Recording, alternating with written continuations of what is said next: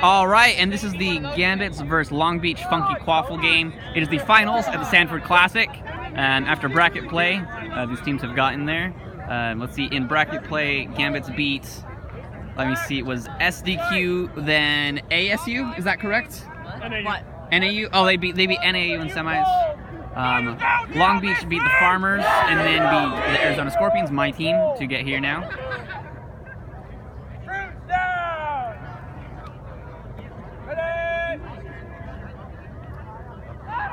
And there's brooms up. Let's see, we got Shea Hillinger for Long Beach, just lining up there. Does get the initial hit, but the turnover does go to Gambits. Christian Krieger, a new pickup this year, prior UCLA player, I believe. Or 2 years ago you played for Gambits? Interesting. Last year he was UCLA. But anyway, so now we have the ball up top. Tony Rodriguez, your classic Los Angeles Gambits. Shea Hillinger putting some pressure on. The pump fake by Tony. Alyssa Burton streaming in. That gets a successful beat on the defensive beaters. Tony Rodriguez driving in. Takes a shot on the top hoop. And that is a goal. 10-0 Gambits to Long Beach Funky Quaffles 0. And it looks like we're having some subs here for Funky. Looks like going into a split set. Doug Chan, a notable pickup.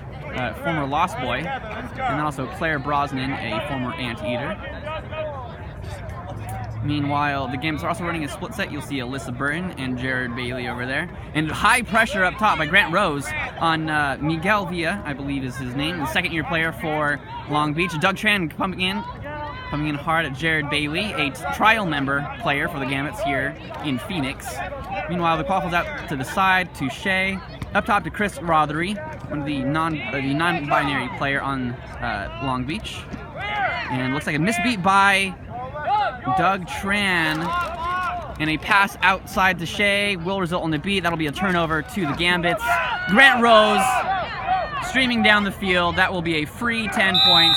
Gambits go up 20-0 against the Long Beach Funky Quaffles.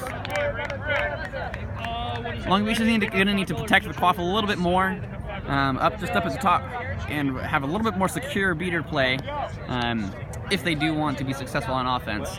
So Brosnan is bringing up the bludger, while Villa brings up the Quaffle, and Long Beach does have control. You'll see Tran there beating out Krieger, the point defender for the Gambits. And now Grant Rose putting some pressure up, and actually a wide pass barely doesn't go out of bounds for Shea Silver. I think his last name is Hillinger Silver. I'm going to refer to him as Shea. I'm not positive about it. And the bounce pass through Tony's legs almost hits, but a fast break by Tony Rodriguez. That is some hustle, extending those long legs. He's going to score 30-0 Gambits to Long Beach. Game time? Game time. 2:35. 2:35. Looks like Long Beach is recording when goals are. I'm sure they might reference this recording, in fact. Doug Tran is beating out points. As soon as they can't break something, a little bit of a bad pass again from Villa to Shea once again. But swinging it out to the side. Burton Bailey trying to set up beating. The beat by Tran doesn't do anything. Meanwhile, Burton taps out the beater, creating pressure on Shea. We pass over to the female chaser for Long Beach. Results in a turnover. Grant Rose with the ball, advancing up the pitch. Yeah, it's 3-0. I apologize if the recording comes slightly off. Sometimes I'm trying to watch with my actual eyes. I'm just trying to make sure my phone is matching where I'm looking. Let's see, a great beat by Alyssa Burton does free up a bludger for a drive by Grant Rose, and then another beat. And that's another goal for Gambits. 40-0. Doug Tran trying to put pressure on Bailey, and now there's a bludger way out in the other pitch, actually, where all the previous games have been playing. And you can see Gambits have control back there, still running Bailey Burton, the split set. Meanwhile, Villa is bringing it up the pitch, just crossing half now. Tony playing point. Another notable player that hasn't really been mentioned thus far for the Gambits is Tori Kaiser on the far side, former ASU, one of the other trial members. In addition to Kaiser and Bailey, of former ASU players living in Phoenix. Gambits also picked up Ryan McGonigal and USNT Vicky Sanford. So we'll see how much they use each of them. Meanwhile, a questionable, I guess a really good beat, or missed beat, perhaps, by Jared Bailey. And I'm sorry about that, missed the whole turnover there. I myself am a beater.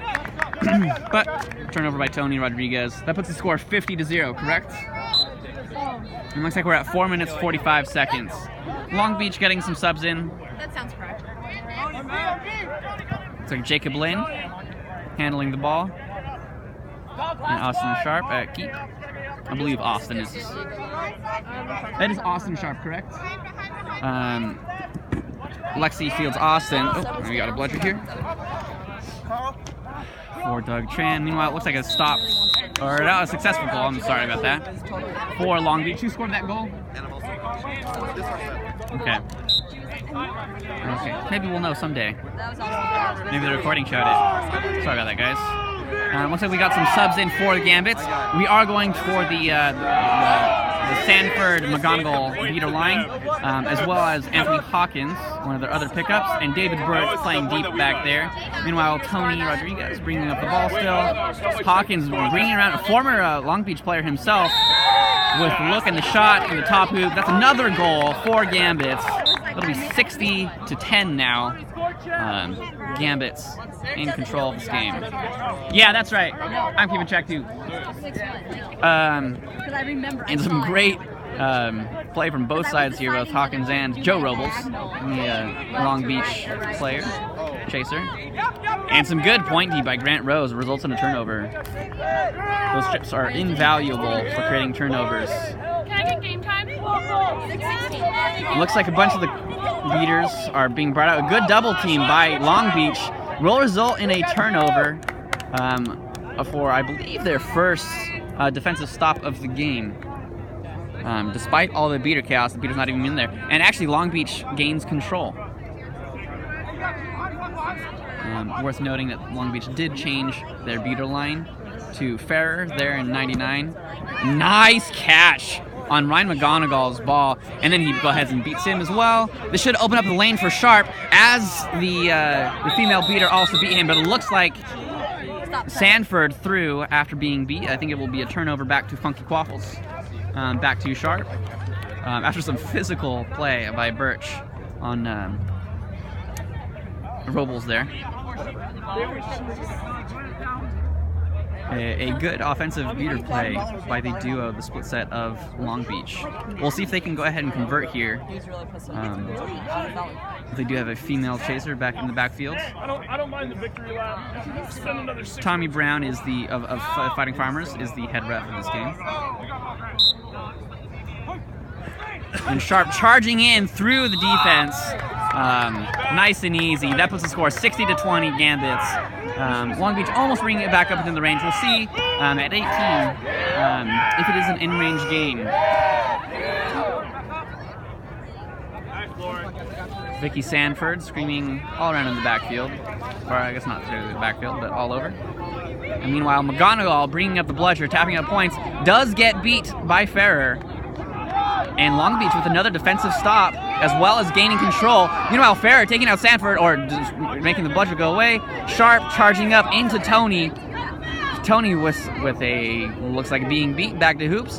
Sharp still walking it up, not under any chaser pressure. McGonigal with the bludger against the double, the control set of Funky. Looks like they're trying to really control the game, slow it down a little bit. See Tony Rodriguez out there covering Robles. But Long Beach does look very content to play a slow game, trying to slow it down, try to control the pace. Makes very much sense. That's what you want to be doing against a team as fast as the Gambits. A great dodge by Ryan McGonigal, then a great deflection by Sharp as he charges in. And the snipe by McGonigal does lead into, whoa, and a great hit, but it looks like it was from behind.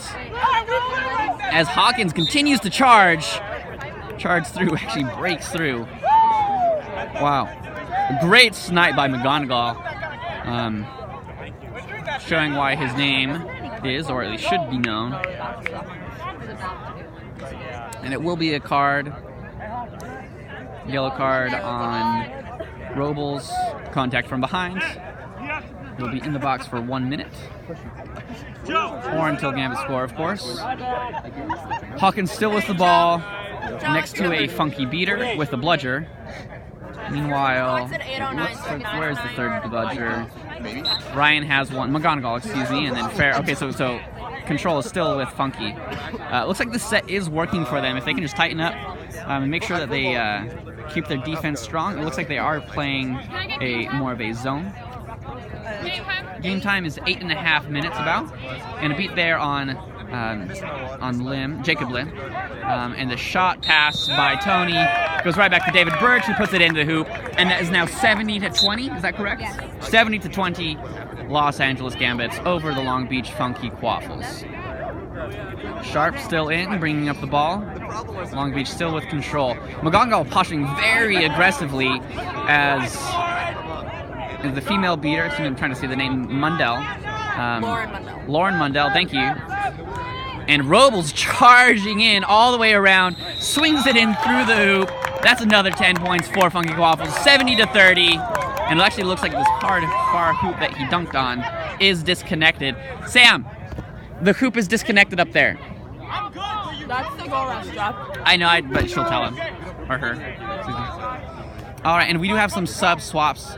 We have Steve DiCarlo and Aaron Moreno, excuse me, for the Gambits. Moreno, former Ball State player.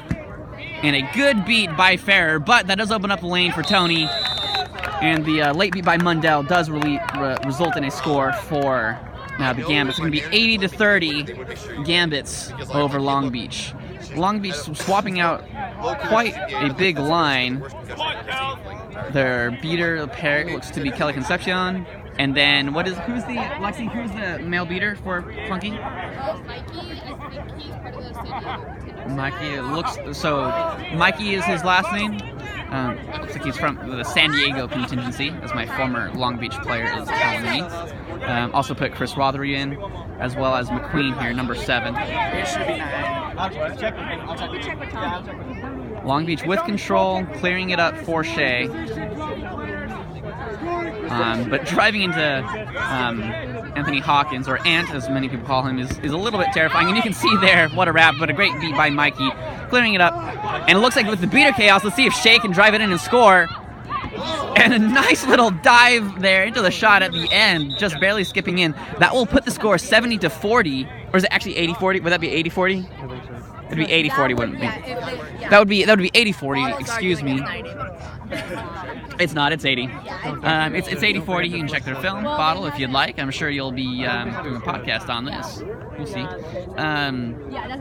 But a great dive vibe there by Shea. That would put them just down 40 at, what is time? 10:38. Tommy Brown, the head ref, just conferring with the goal ref, falling with his set of refs as well. Looks like the ball is going to Tony Rodriguez, the keeper of Gambits. That is not what I meant. Goal is called good. That will put it 80-40. Gambits over Long Beach. Tommy, you suck. It's always nice to see nobody coming off or moving on the initial whistle.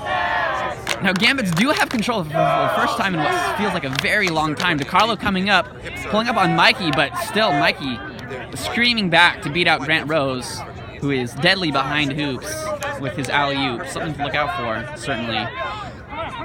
We'll see if Long Beach is able to get back control here. Gambits also have subbed in Ethan Kapke, who's here now on Shea.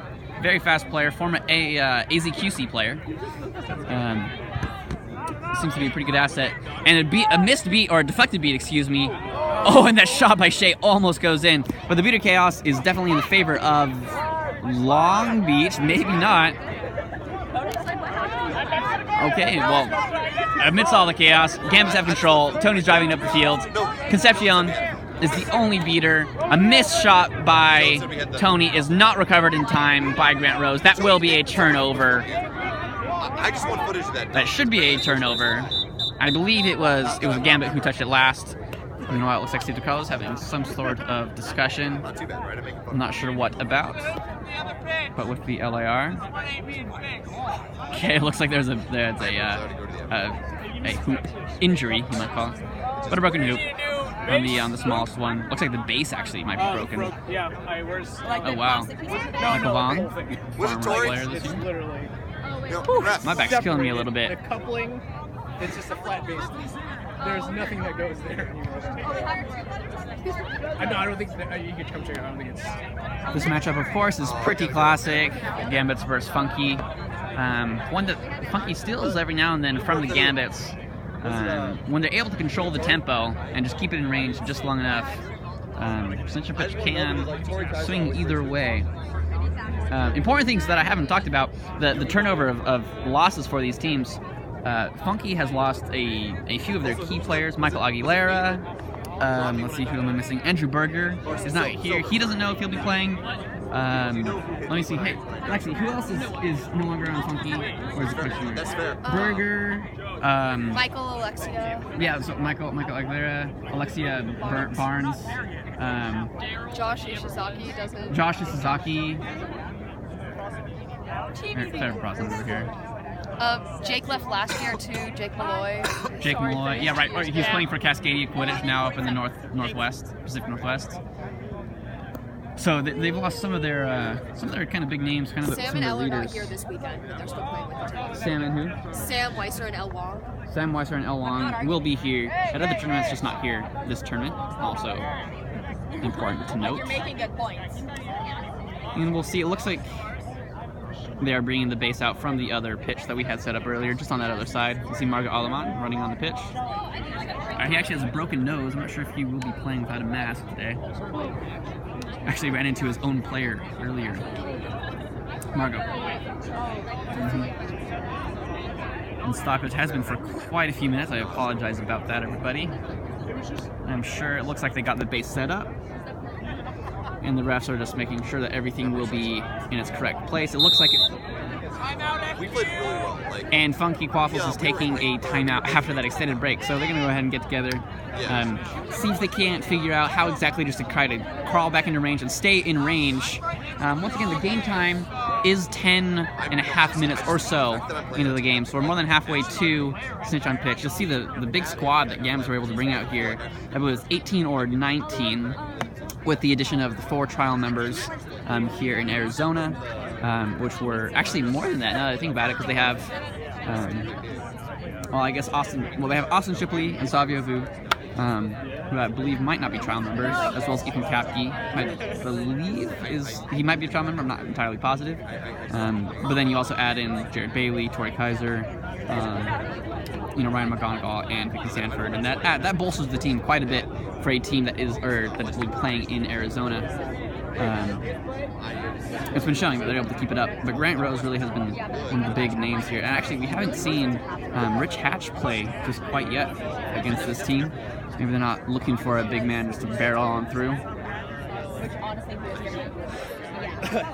The institution of the timeout has certainly been very nice. My team used it multiple times today. I will say it is a bummer that there has to be a stoppage. That was extremely frustrating in my... Which is great because... Our game against Raptors just wanted a timeout. But of course, with no stoppage according to USQ rules, we had to wait until there was some sort of stoppage for several minutes after we wanted a timeout. So I would highly encourage USQ just to adopt the MLP policy. It'd be very helpful. It actually helps you achieve the purpose of a timeout, in my opinion. All right, and actually the time is 11:48. Excuse me about that. Just about a minute and a half later, or just over a minute later. All right, and so Funky here is with the Quaffle. What's the ball carrier? I can't see his name quite yet. But the new keeper that just subbed in recently. Still running the split sets. And some beater just missed beats. Let's see. It's like, what is his last name? Anyway, Funky keeper dips it off to Shea. Shea taken down by Ethan Kapke, and Shea tosses it out. Jenny, you gobbles it up. But that will be a defensive stop for the Gambits. But it looks like there is a stoppage on the play. Tommy will be conferring. with the goal ref. What is keeper's name? Keeper's name? Robert what? Okay. Okay, he likes just Robert. I guess not his last name. Not live stream, but it's a recording, so you know. I like it. My Venmo is Raw Robert Gurr. Okay, Raw Robert Gurr, you guys are here. Please do not. Well, you can do what you want with your money. Oh my god. Okay, we got resumption of play here. The Gambits are running the DiCarlo Moreno set against the Mikey Brosnan set for Funky. Both split. Shea up on Tony Rodriguez. I should really work on my defense because, like, right now it's good for the position I'm in, but I am very one-dimensional. And a missed beat by DiCarlo results in, well, it does create just enough chaos that maybe Tony can't. That will be okay. Yep, and then just a beat behind hoops. Tony didn't feel like he had any good options. Perhaps he did. Maybe he didn't feel comfortable taking it. Regardless, that is a turnover for Funky in their favor. The score, excuse me, is 8-4. Sorry for not telling that earlier. 8-4 times about 12 minutes. So it looks like 13 minutes actually. Just after 13 minutes, we got 5 minutes to switch on pitch. Funky is down 40. 13-12. Right in front of Tony. And a wrap by DiCarlo. He is no longer his ball out, so that will be must disengage. And but a score, sorry about that. Like I said, I really like to beat a game. But a score by Funky does put them just down 30, and they also recover control. But amongst the bit of chaos, looks like DiCarlo will get control back for Moreno. And meanwhile, Tony Rodriguez driving it in, dunking on that top hoop. That puts them just out of range once again. 90 what's time though? to 50. And Gambits just scored 90. 50 to 90. All right, down 40. Funky Quaffles at 13 minutes, 53 seconds. Walking it up the pitch. Still running the split set of Ferrer Brosnan. Brosnan and his player is a former Anteater. This team actually has a lot of former Anteaters. A lot of them came over to Funky. But Funky being very patient here. Just up top, trying to dance with the beater. You'll see the beater behind the Ferrer with the off ball. And a throw to Burton. Oh, but a kick while she's off broom. That's actually kind of questionable. I would give a turnover of bludgers to Funky personally there. And it looks like that will be a reset used by Funky from the pressure of Burton. Burton Bailey setting up in a side-to-side formation. And a catch by Burton, but then a catch onto her. No, Ferrer is clear. Meanwhile, Lynn is driving it in, Jacob Lynn. But at the end of the beater play, Gambits do maintain control. Krieger, okay, he's going to need to go ahead and go, but that was a spin into her face. Via into Kaiser. It looks like no reset will be called as he came across the line, I guess, within a reasonable amount of time. But a beat by Bailey, and then a deflection also from the beat by Brosnan. Lynn is driving it in along the side with Burton, Kapke and Burton putting the pressure on. He is beat, and then the wrap by Lynn on Kapke. Kapke gets a beat and almost uses the reset there as he subs out. And it looks like there will be a stoppage on the play. Quite an intense game, quite a fast-paced game. The game time is 15-21. Game time is 15-21. The score is 9 Gambits, 5 Funky Quaffles. It's been about this actually for a while, so it'll be about down 40. So really just the first little bit, Gambits got up, but then for the most part, it's been a pretty even game. While the refs deliberate. Or he needs to know how to run. Ooh, my feet hurt. He got hurt. Our snitch showing up will be the wonderful Nate Western. You'll see, very tall. How tall are you, Nate? Like 6'5". 6'5". Playing for the Farmers again this year. No, I tried I need to get a stretch in. Oof. Alright, I wonder what the refs are talking about. I honestly do not know. Funky is bringing out some water to drink. Margot coming out again. Yeah, it looks like he will not be playing. Cappy will be looking to sub out. Badal Chandra is the coach for the Gambits. Obviously part of the big part of the WCC, the West Coast Conference. They have been recording, I believe, all college games here. So we should be seeing those before too long as well, if they aren't already up at the time of me posting this. And Tony driving in, can't be stopped, gotta wrap up the arm, but how do you do it when it's so long and so out of range? That does put the Gambits up 100-50 at about 15, 16 minutes? Almost 16 minutes. We got 15 seconds till it. Let's see if Funky can go ahead and get control here. Tony pulling up to point on Lin. Some beater play results in Brosnan being beat. Kaiser pulling up on Lin, but then the pass back behind hoops. What a backhand shot! Basically blind by the Funky Quaffle female chaser. Let me go ahead and grab her name here. What a wonderful shot. Pena is her last name. Hey, what's Pena's name? Roxanne Pena. A wonderful shot. That puts them just down 40, 100-60. Gambit's favor. As Gambits bring up both bludgers, really looking to create some chaos, create some opportunities for Tony. And a spin move into a shot. Looks like the beat is late. We'll put Gambits once again up 50 at 110 to 50, or 60, excuse me, in Gambit's favor. Gambits are, Funky Quaffles are bringing in some sublines. So we got Robles, we got Tran and Concepcion, excuse me, Kelly Concepcion, coming in at beater. Robles getting really tied up by Krieger, who falls off broom by his own accord. A great catch by Burton. And a high pass by Funky. Now let's get one now. Will result in Gambit ball. But Long Beach, I need a secret. well, actually, let's see here. Where's the? Okay, it looks like Gambits do have control. Burton running up from behind hoops with that third bludger So there. it's 17:20. Time is 17:20. We'll see Badal Chantra, and then also is it Jim Ho Park? Is that correct? Am I crazy? What's up? Your first name? Ryan. Ryan? I'm crazy. What did you say it was? Jim Park. I could have sworn. It's fine. Don't I worry heard about it. Harry. Anyway, I don't want to talk about it. I want to say It's fine. It's Park. He'll be going up against Chandra. But I might have Defensive team, I'm sure, for a little bit. Anyway, back to the game. Gambits, man, Bailey with a... Wow, what a spin by Tony Rodriguez. After the face beat by Bailey on Tran. Really great beat. Didn't seem intentional. I can't imagine that's what they would be talking about here. But that will put the Gambits up 60 points. If this is good, they'll be 120-60. Inching out of range as the game goes on. And we are, what's the game time exactly? 17:55. Oh, wow. So basically, as soon as we start, I was snitches mid-countdown. will be up. Yeah, so we will have snitch on pitch very soon here as the refs deliberate.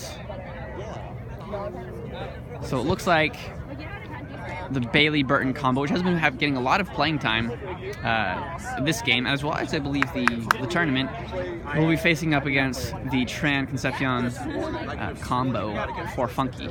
So both staying in a split set, trying to utilize the chases in the game, as well as really competent beaters all around. So, and we do have Rich Hatchin. Makes sense going into snitch on pitch. He really specializes in just trucking people, so that should be pretty good for him. It looks like the snitch will be changing shorts. Wow, before it even started. Excellent. Okay, hopefully that doesn't take that long. I'm just going to go ahead and leave the recording going. It looks like they do have shorts over there. That way I just don't have to do any editing or dual upload. I'm not really interested in that, quite frankly. Once again, the score is 110-60, but I believe there is deliberation about a score here. With Tony's score, isn't the score 120 with Tony's spin goal? It's 120. It's 120-60. 4, 3, 2, 1. Seekers are released. No beaters here to match them just yet, but of course Funky will not be looking to catch as they are down 60. Joe Robles taking it slow, running up the pitch, or walking up the pitch, excuse me. Yeah, just do some suicides, Nate. Let's see just how much Western decides to run. Rocking a Utah Jazz shirt, I appreciate that. Let me see here, and then a pass back to Shea Hillinger, but tied up by Kaiser. was in a turnover for Gambits. Looks like some complaints over here in the Secret game by Chandra, and that's not too surprising. Burton beating out the Secret, which is going to give Chandra time on the snitch. We'll see if he can get anything done, while Tony just hangs out at the top of the pitch. But some beater play by Bailey does open up the opportunity for Rodriguez to put it through that top hoop. That puts Gambits at 130 to the Long Beach 60. Sounds pretty similar to the Scorpions game we had earlier. At 18 minutes, the score was 90 to 50, so we were just down 40. But then the snitch on pitch, Gambits really took the advantage and drove it up. Wouldn't be surprised if we saw a similar situation here. Like I said, the addition of Rich Hatch, like I mentioned, he can just go ahead and truck through just about anybody. Not just on Funky Quaffles, but really anybody about in the West or possibly the country. Might have some problems against the very best, but he is a fit man. And it looks like we are getting another set. One pair, 3 pairs of snitch shorts in as many minutes. Yeah, so another set of snitch shorts Oh, that's as what we replace them. Sorry, just got to get a little stretch. My back is well used today. on Monday. Yeah. Okay. And what's game time? You should have done it a little harder here. 19:05. Yep, so we're just 1 minute here into snitch on pitch. Not very close to any handicaps. Is it weird not playing? Talking to me?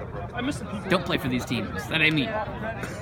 Essentially getting relocated back to where it is. It looks like they are using a magnet pair of shorts. We'll see if that does anything for the situation. Yep, and Snitch is free to move as soon as it starts. So let's see, looks like a sub for Funky Quaffle Seeker. As Roble slowly brings it up, they'll know that they'll need to get something done in the Quaffle game if they want to win this. And looks like, I believe Lynn is guarding. Yep, so Lynn is guarding Badal Chandra, excuse me. While Doug gets beat out by Bailey, and then a great turn beat by Bailey results in the turnover as eventually the Gambits scoop it up. Krieger specifically, Rinal Concepcion is right there with a missed beat on Rich Hatch, and wow, what a takedown! But he just takes one big lunge step with his knee over Robles and just fires it through the hoop. Also, that's another thing. Great move there by Robles, though. And it looks like we do have a stoppage. Sorry, let me get a little bit more focused on this snitch on pitch.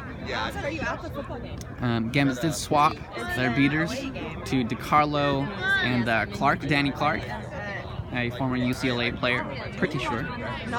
So we'll see what they can do against the Funky Quaffles. I'm sure Gambits, as they like to, will just go ahead and continue in the Quaffle game, demoralize their opponent, get well out of range, stay well out of range, and then just keep going until they catch. That's generally what they do. And there is a second yellow here on Joe Robles. I've never filled that in before. What's the call? What's it for? He guarded him below the knee. Below the knee. Okay, so below the knee contact on Hatch. It was happening during the goal, so he starts to start to stuff. Yeah. So Sui here is the replacement for Robles. Well, the chaser replacement as Shea takes the keeper headband. 20:03. We made it almost a whole minute since the last. Wait, then should we have Austin in? Go ahead and Should we have move Austin in there around. then? Sui here, so I can get my eyes on the pitch. I'll just sit in here then. The Quaffle is back there. Looks like Michael Vaughn of the Bombers, formerly of Crimson Elite, as well as a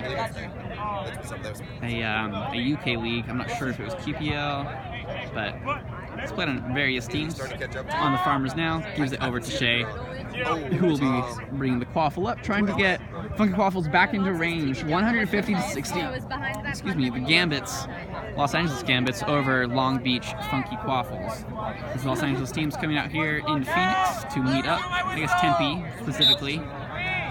And we have play live. Chandra still seeking.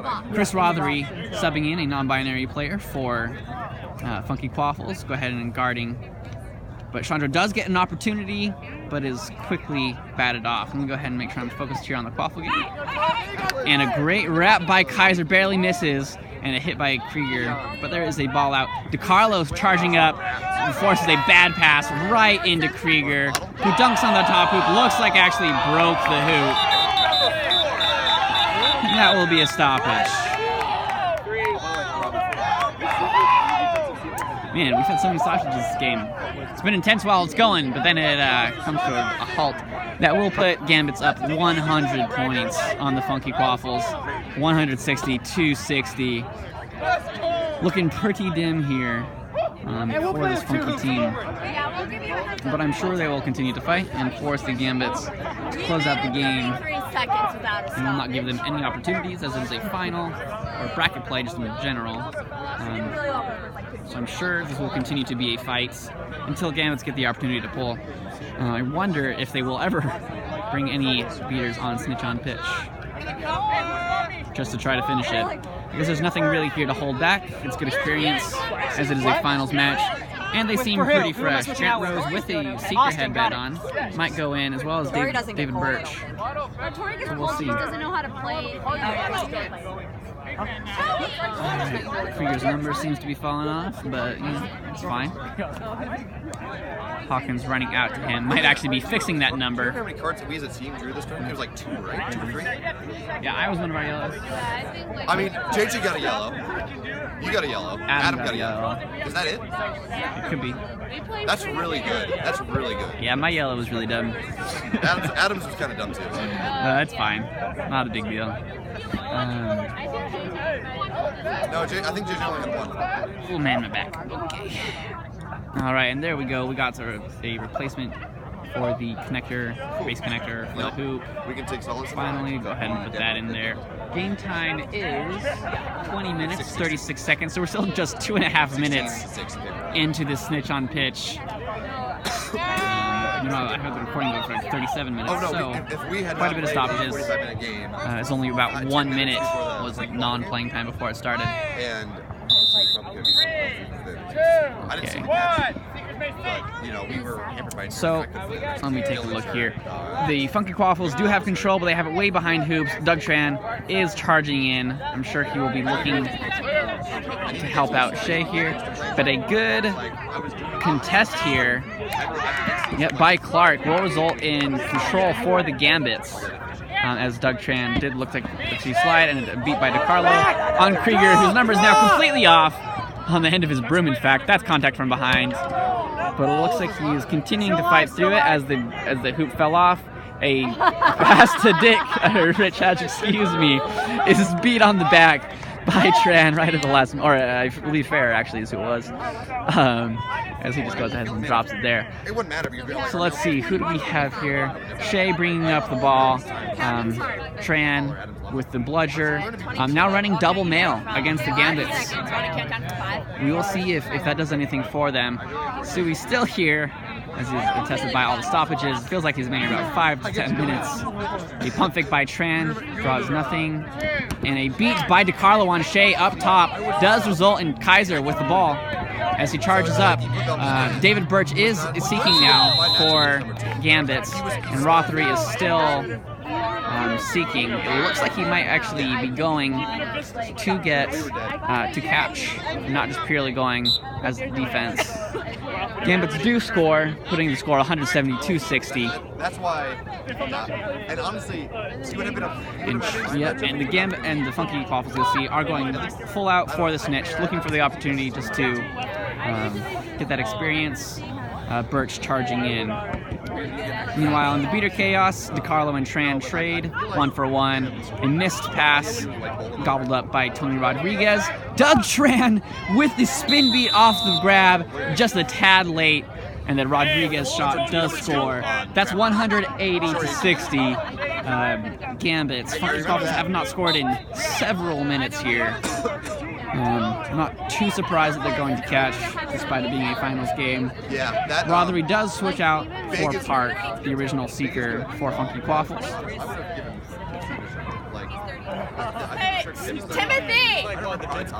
Funky with control, still running Tran Ferrer into DiCarlo Clark, and a missed beat by DiCarlo this time does result in Shea being able to drive in, but eaten up by by Rich Hatch. But it also looks like there may have been a good catch by Park. This catch would end the game with the Gambits win, despite the Funky Quaffle catch. The score as it stands is 180-60, Los Angeles Gambits. I believe it would be Gambit's ball, but the catch, is called good. That will put the ending score 180-90 with the catch by Funky Quaffles. I'm sure they're happy to be here though, still put up a really good showing. And Gambits with their big squad and trial members doing pretty good. Obviously the expected ones to win here. Anyway, thanks for tuning in. This has been the Sanford Classic Finals Match. Today is November 17th, 2018. And thanks for tuning in. See you later. I'm Paul Davis, by the way, of the Arizona Scorpions. I feel like I should plug that. Okay, and I'll see you later.